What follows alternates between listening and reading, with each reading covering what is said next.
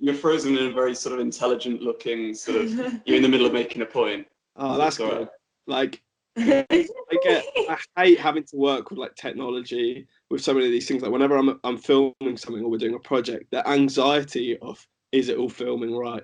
Is it? And then I'm also on camera at the same time, like trying to present something, and I'm like, is it all working? Oh my god, why is that camera not flashing anymore? I swear it was flashing. And then I'm having with someone. It just adds an extra layer of stress, doesn't it? Yeah.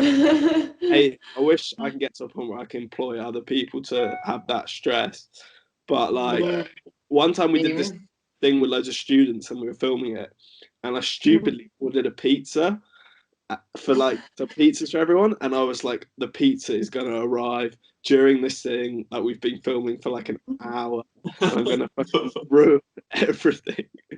So I'm like sitting there, and there's like at one point I see the pizza man at these big like glass doors. I'm like, fuck, listening, and I'm like signaling to like my friend off camera, like, get the pizza. This should be supposed to be like a group chat with loads of people that like sort of like support us the most in terms of like I always see you guys pop up, which is really nice, and we have like a group of like ultras that like always support Dropout. Which is hard like to get that, especially when you're like new and you're not as consistent. Like when you're starting something new, obviously you have to work on it as a passion project, so you can't be full-time churning out content. And like I've gone through periods of doing that, and like you just dig yourself into the ground and end up hating everything you do. So yeah, I did want to get this with like quite a few different people, but it turns out people aren't too keen to record and chat for whatever reason, which is fair enough. That's up to them. But I appreciate you two and all of them should they watch this as well. And I just wanted to talk to people about like what you think is needed in this period. Like part of this project was to talk about towards different people from all over the world, loads of different backgrounds and jobs and all that. And different people are given different points of view and different tips beyond coronavirus as well, just in life. And I was wondering what you guys think and like how you found it so far. Yeah, well, I think we've been quite lucky in that both of our jobs like are quite stable, well, sort of reasonably stable through this, and can work from home quite well. So like my role, so I do like accounts for a lettings agency, and I can basically do everything I do normally from home, and you're sort of the same. Yeah, we're totally able to like. There's not really been much change, to be honest. I mean, people in sort of business generally are moving more towards like agile working, and me as like a trainee solicitor, our firm is generally, or law in general tends to be a bit behind. It tends to be sort of quite traditional, and that's sort of definitely changing maybe sort of five years behind the rest of business. But this has been a bit of a kick at the backside. Like we've all suddenly been able to go, oh shit, actually, like we need to be able to work from home. So it's been sort of a baptism of fire, but I mean, everything I can do, there's no reason I can't just do it from so in terms of like our routine, it's been quite similar. Like I know loads of people have been like thinking about all the different projects they're going to start and stuff when we've got this time, and I think that's caused me a bit of anxiety because I like don't particularly feel like I've got any more time, but then I'm like, oh, I should be getting really good at yoga or like baking loads or whatever, and it's like, oh well, I'm still got to do my 9 to 5 as I would be doing just from home. But I don't know, what have we been doing to sort of keep ourselves sane? I set like a crazy list of alarms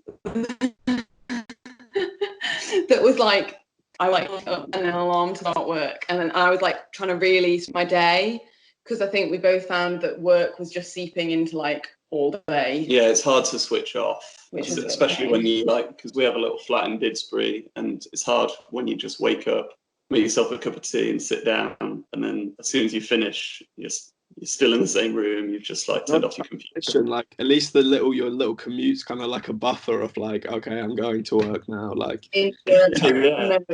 like I've had people that have like said that they found the work hours have kind of like changed. Like people are taking the piss a bit by like sending you stuff at like 6-7 o'clock, being like, oh, can you just do this?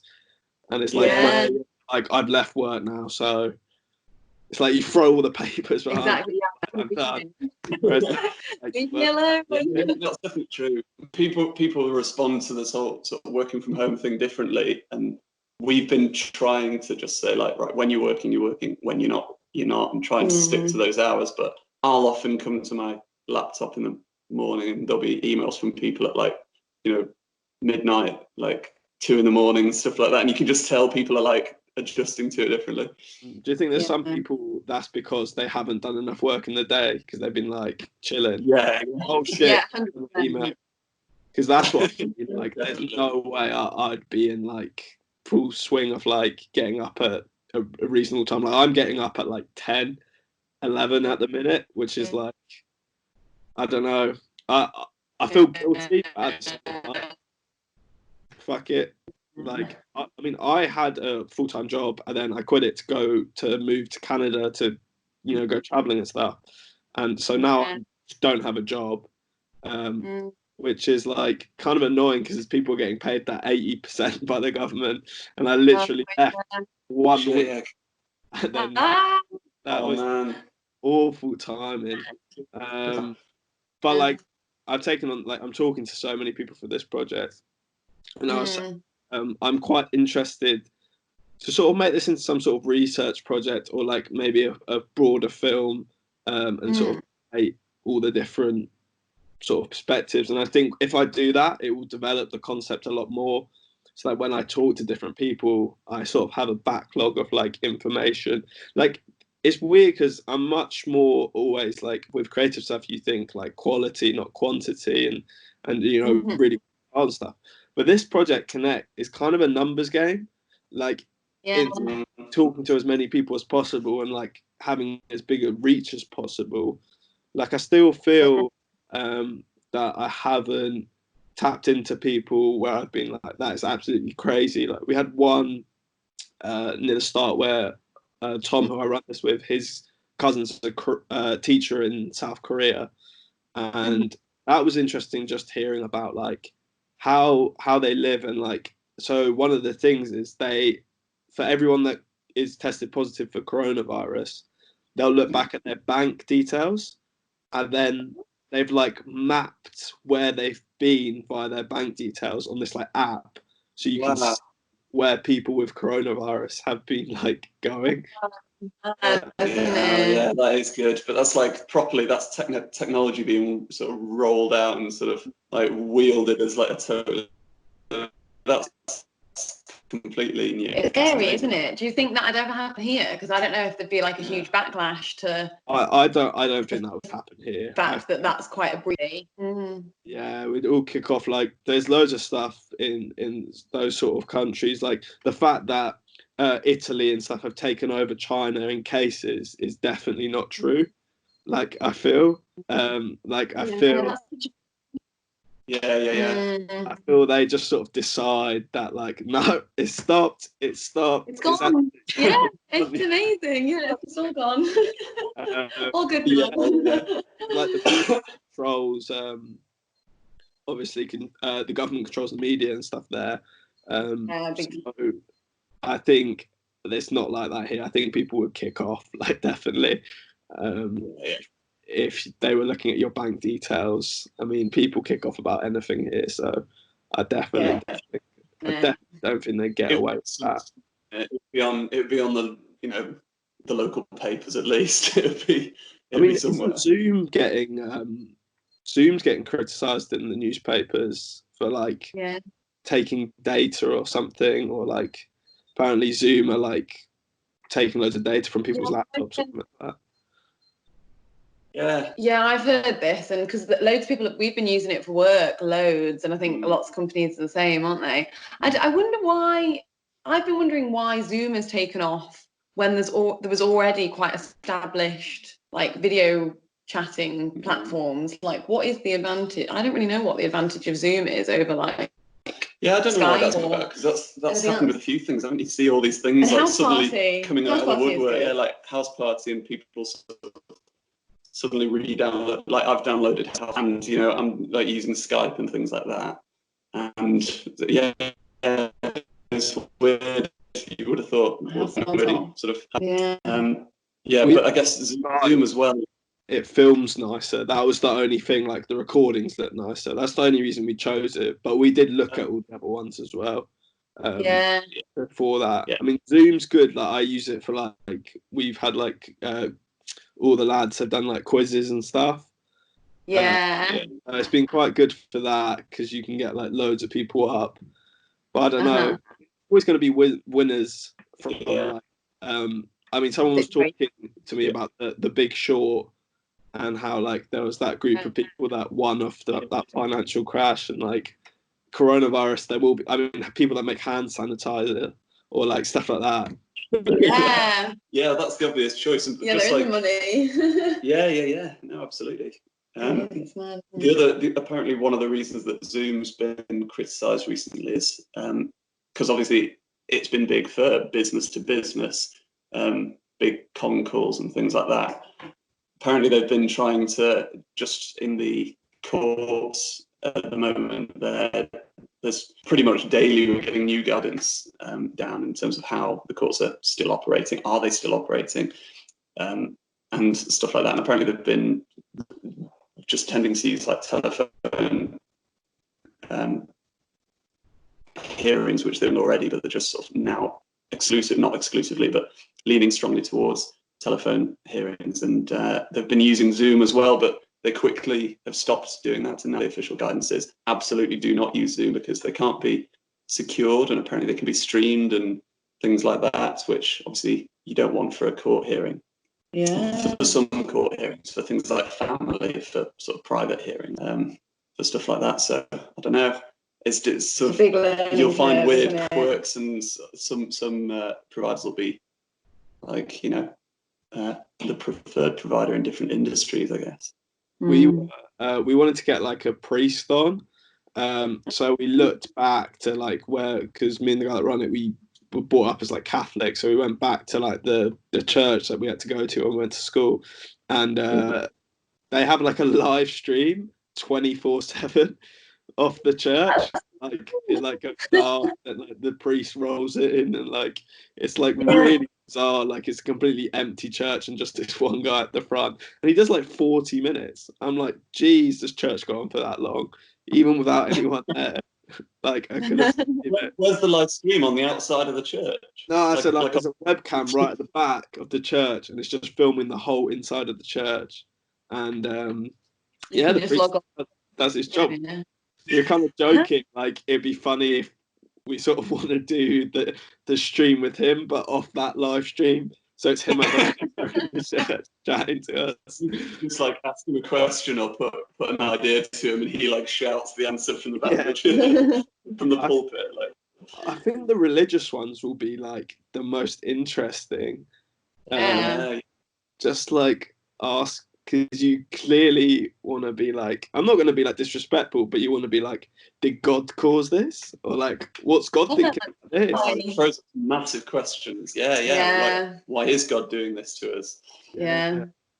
And just in practical terms as well, I wonder if like, because churches like tend to be older people, don't they, that are going these days. It tends to be bigger for like the elderly. I just wonder about how the church is reacting in terms of like getting in touch with people who might be isolated because of coronavirus, but then might be isolated anyway, who would usually always come to church. Because I was brought up Catholic as well, and know loads of people who like don't go out other than to go to church, and that's their only like social, you know, sort of quite elderly people whose family isn't around and things. I wonder if go to people's houses, but like they can't really do that anymore. Like coronavirus, and like I've never really met a young priest either, so like most of them are probably old nowadays. Like Yeah, that true. of like getting ill. Like it's quite funny. And we watched one of the old streams, me and my friend Yeah. together, and he starts coughing, and he's like, "I've had this for ages. It's not coronavirus." Honestly. Don't be concerned. Just, Oh, laugh. But yeah. Yeah. interesting to talk to him. Yeah.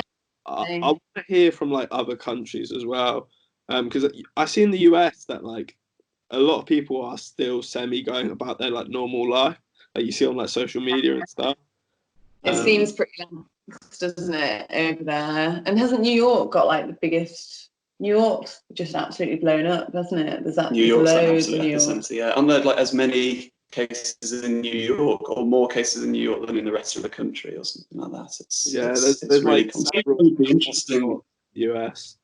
What might be an interesting insight would be to speak to somebody in like in the Netherlands.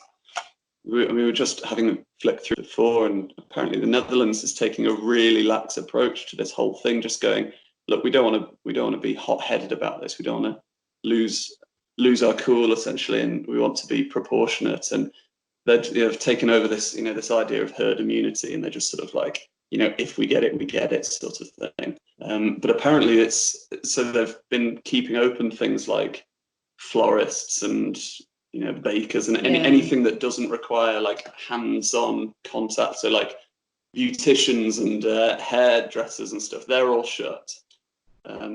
But pretty much everything else, and bars and stuff, they're all shut. But pretty much everything else is just sort of staying open. But they've been criticised. Apparently, it's not.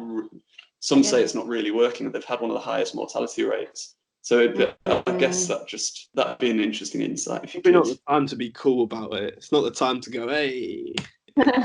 Well, the chill. the rest of the world isn't, but you never know. We don't know, do we?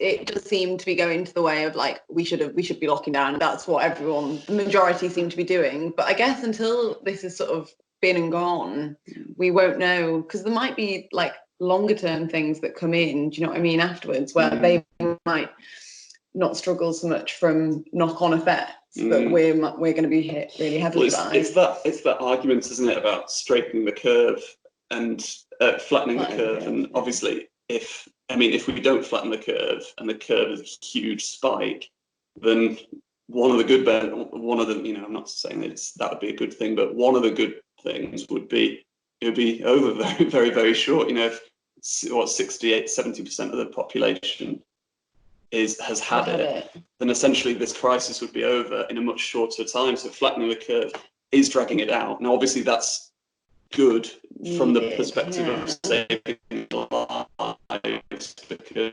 the NHS won't be overrun, for example, things like that. But it's to the economy, this shutdown is going to be absolutely devastating. Yeah. There's quite a few studies, isn't there? I've read a few articles about studies of like, it's obviously very hard to prove, but like the physical impact of poverty and like the effects it has on your physical well-being, like questions have had previously on like the general health of the population.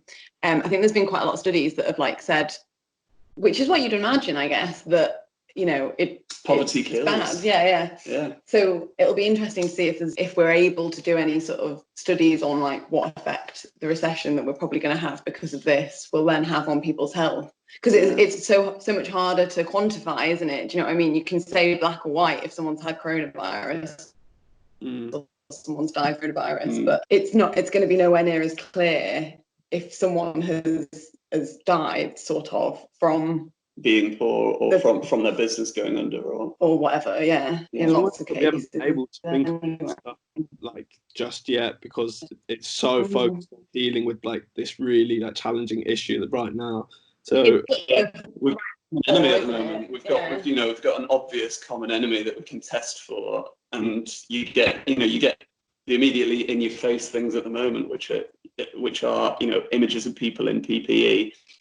And saving lives and the number of deaths because of this thing. But in terms of will I'm convinced, I'm not saying that we're doing the wrong thing or the right thing. I'm just convinced that in, 5 to 10 years time, we'll look back and go like, oh, well, there was the 2008 financial crisis, and then there was like Corona. It's like there's going to be a huge impact, and it's going to go on for years. Yeah, definitely. It's serious. I don't envy the people making the decisions. No, absolutely not. And either like we're right at the start as well, like you say, of this like big cycle, which is quite scary. Oh, I think that's gonna. Is that right? Sorry. Yeah, I was saying like we are right at the start of this like big cycle, like you were saying. Like there's years to come, and like it's not going to be like, I think a lot of people are picturing when like isolation's over or quarantine's over, then everyone's out and about and like loving life. But it's actually going to be quite a while before like it's going to be the slow transition back into like normal life. Like I had the thing of like, oh, okay, my trip to Canada was cut short, but I'm going to get straight back out there when this is all over. But like, yeah, it's not going to be like one day that like, you're good, go. Yeah. No, exactly. It's going to be like, I feel like what will have changed in terms of like borders and stuff. Like it was weird for us. So we were in France the week before the lockdown came in here, and France went into lockdown while we were in France. And like all of the border checks and stuff was just crazy. And I feel like that's given us a taste. I know that the whole Brexit thing is like on the back burner a bit, obviously, at the moment. But I think it gave us a bit of a taste of like how different it might feel for like Britons travelling abroad after 1, Corona, and 2, Brexit into Europe, because there was like such strict border controls, and it's just something that we're not used to, I think, as having been able to travel around Europe so freely for like all of our lives.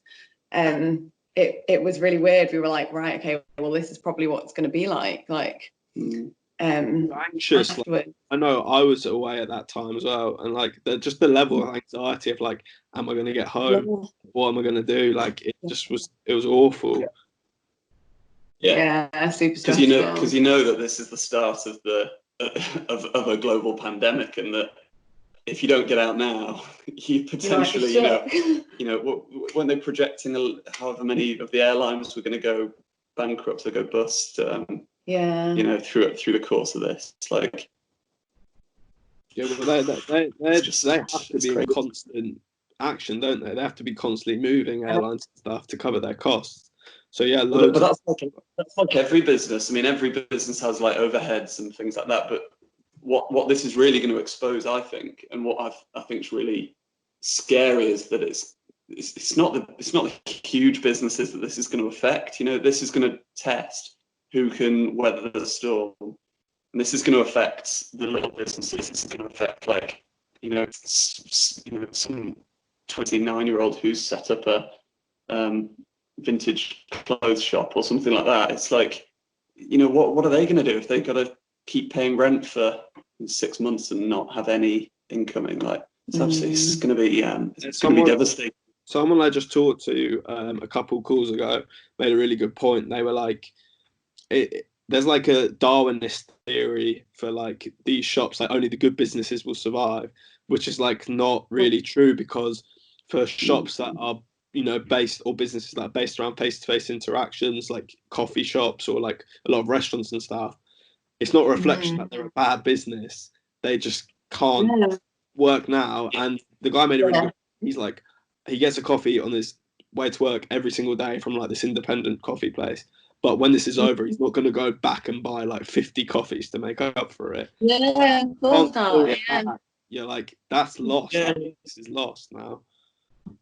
Yeah, it's just a numbers game, isn't it? Exactly, but just look at any business's balance sheet and say, which business can, if you go to every business on a high street and go, can you afford to have 6 months with no money coming in whatsoever? But like that doesn't stop your outgoings. It doesn't stop your rent, your business rates, and it's that's a big question for a lot of businesses. Well, no one would be holding that much stuff like that much money. You're right. It's nothing to do with no how point. how sort of valid their business model is. It's just literally Yeah. what have you got in the bank, sort of thing. How ready are you? I mean, some shit businesses will fall off the cliff, and fair enough. But like, yeah. It's so true. Like, there's so many good ones that like it's not them, it's the business model that is just. Yeah, of course. Yeah, nothing.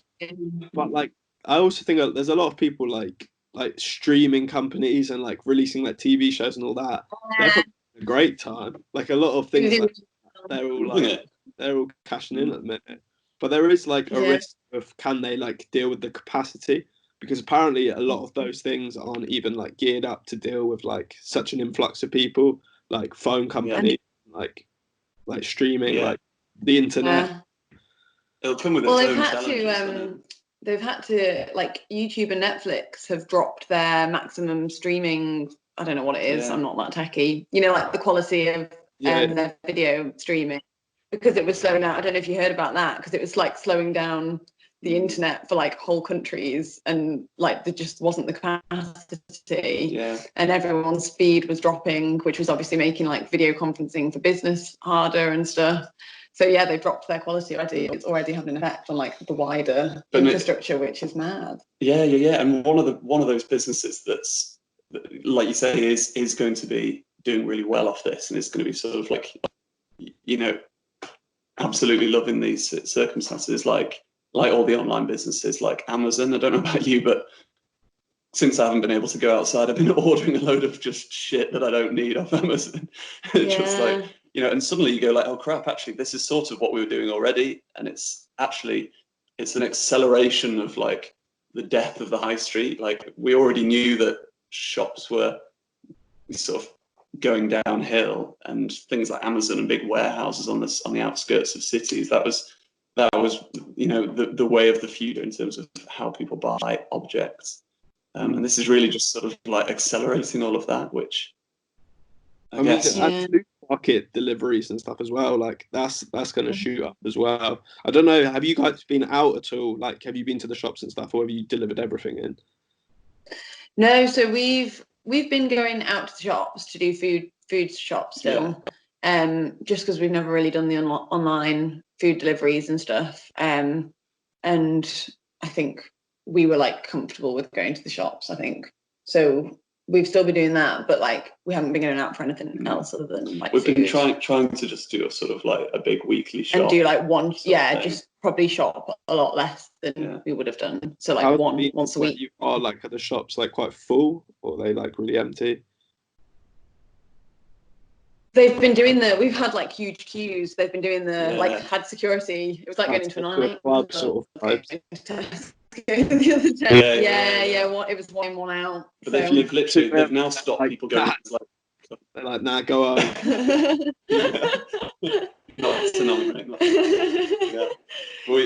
Our Tesco, our local Tesco, you've literally been queuing because everyone has like obviously 2 meters. It's been going right round the car park, and you get there and they go, oh no, sorry, are you guys together? Yeah. Oh, sorry, only one of you's allowed in.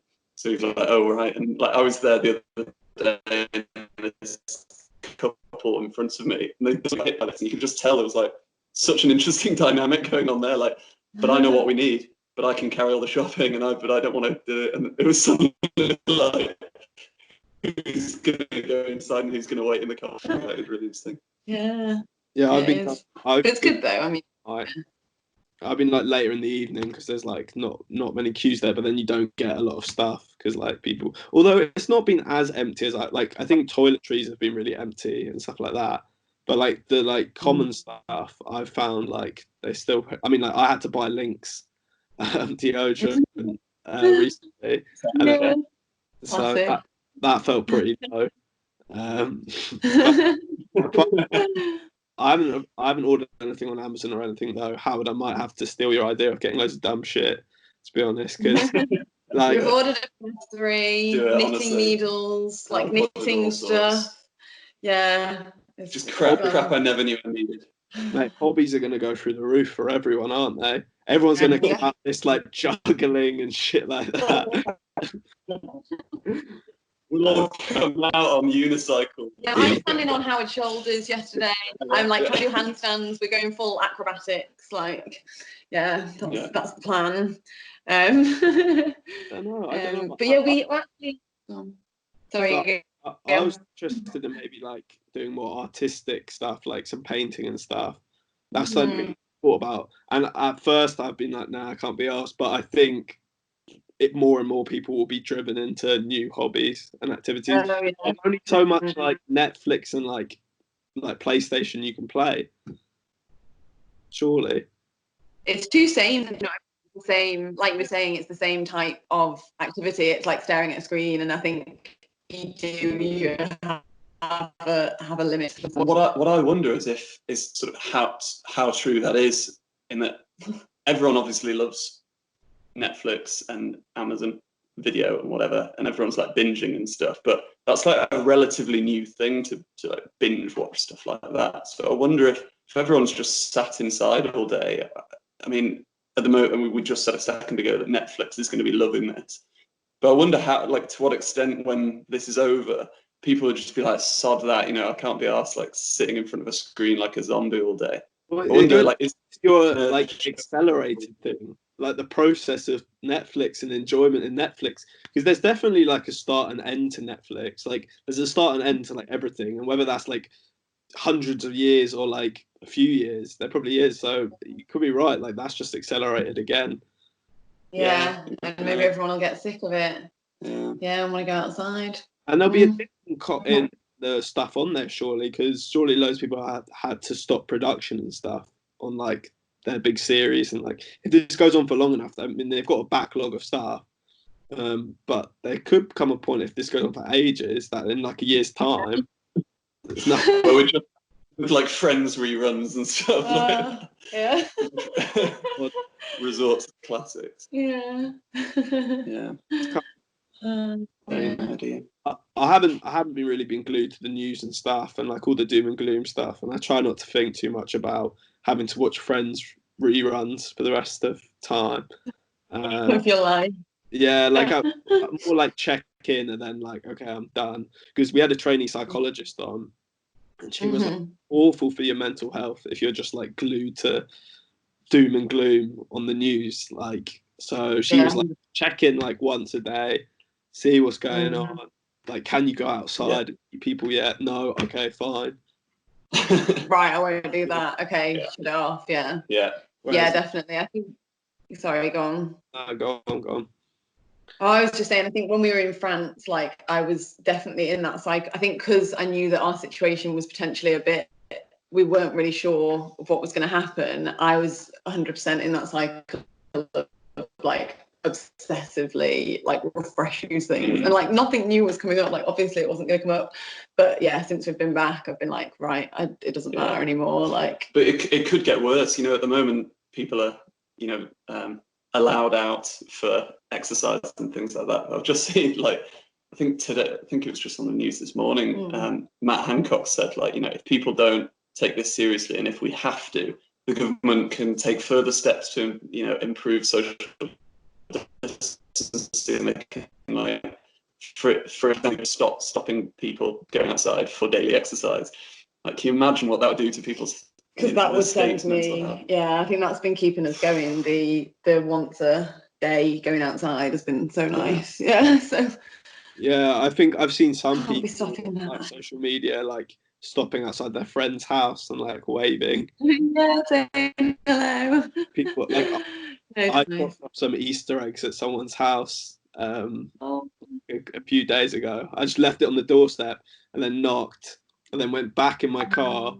And then, like, they came out, and it was genuinely like I hadn't seen people in like years. They were like all outside their front door, like, "Hi." Oh, it makes such difference though, doesn't it? I was saying I've been on Friday, like I had quite a few work conference calls, and then every Friday at my work, like we're doing like a whole company Zoom call, which has been pretty mad because there's like 60 of us. But I was like on Thursday night, I was like, I'm so excited for tomorrow because I'm going to see everyone and I'm going to say hello, and like it does even just doing it over video like makes such a difference to just have like other people. Pretty drunk. You say it's so I did a Zoom call with my mates. I got pretty drunk on Friday. Yeah. But myself. Mad night last night. I know, saying it's like a new sort of like going out, sort of pre-going out feeling. It's sort of like, oh, we're like a bit of excitement, getting ready for a Zoom call. Yeah, we've got a weekly quiz set up, and then it normally descends into like just people chatting shit and being mean to each other for a while afterwards, and going on Reddit together and horrible stuff, just like boys, horrible, like trying to get any form of entertainment on their screen. Like it's getting pretty low. But yeah, I'm okay. I think I'll be all right. And thank you for speaking to me, guys. Actually, you guys have cheered me up already for the day. I feel like I can do anything today. You too, mate. I'll email you guys, or like email me or message me, whatever, if you have any ideas of if you know anyone or think I should speak to anyone. Like my criteria at the minute is I want like super famous people, and people will be like, how did he talk to Drake? That's so weird. And I want to be like, what? I'm talking to Drake. I want to be like, fuck. Or really like interesting, like bizarre, like jobs and stuff. Like niche people. That's my okay. We'll have a That's what I'm aiming for. And then like a sprinkling of normal people to keep it all grounded. Yeah. Solid Earth. Ollie did a group chat with Mike Tyson and like a tiger. And, like, the Tiger King. That'd be sick if you could get him. Yeah. Drama. Yeah, I haven't finished watching that, but I feel like I've seen it all just from like Instagram and stuff. Like, people are obsessed. Yeah, we've not finished watching it either. Yeah, we're the same. I think. Yeah, I know what you mean. I was watching it and I came into my room and like got a glimpse of it, and I was like, Mum, I don't even know how to do it. Was when the person's arm gets like bitten off, or like, oh Lord, yeah. And I love about that how straight away the guy's so like about his like style. He gets on like an ER like bomber jacket like straight away, and he's like, how am I going to financially recover from this? And I'm like, this man's a lunatic. Someone's just had their arm. Yeah. Oh no, it's so true. It's bonkers. But yeah, good to see you, Ollie. Yeah, good to see you, mate. Yeah, good to see you too. And I'll check in with you once I've talked to Drake. Okay, update us. I can't wait. All right. Cool. See you later, mate. See you soon. Bye.